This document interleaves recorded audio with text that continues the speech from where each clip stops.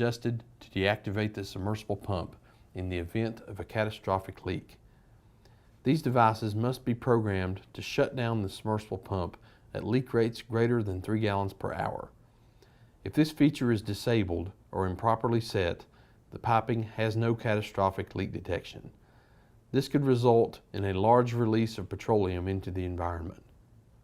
Interstitial monitoring is another method that can detect small leaks and is used when piping has secondary containment. This means product is contained within 2 layers or walls separated by an open space. Interstitial monitoring looks for product between the 2 walls of the piping. This space can be monitored by vacuum, a liquid, or in most cases by electronic sensors.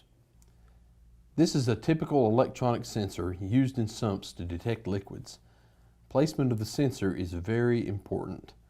The sensor should be placed in the lowest part of the sump so that any liquid can be detected in the shortest possible time.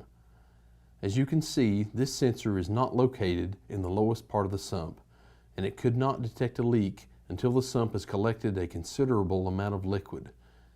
This is not considered proper sensor placement for leak detection, and this sensor should be placed into the proper position. Whenever a liquid is detected in the sump, it sends an alarm to a console which may sound a buzzer or flash an indicator light or both. The alarm should alert an individual that a liquid has been detected in the sump and that some action should be taken.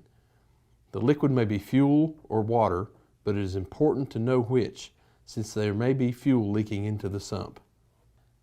Another thing to pay close attention to is the crash valve, also called the impact or shear valve. The impact valve is located here.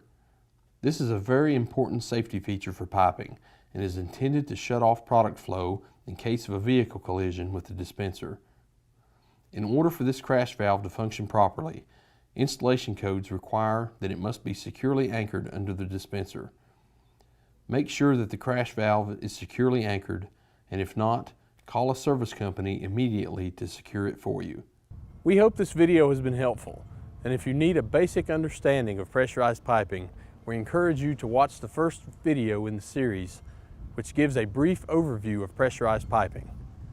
Please check the division's website for other helpful videos to help you with underground storage tank system compliance.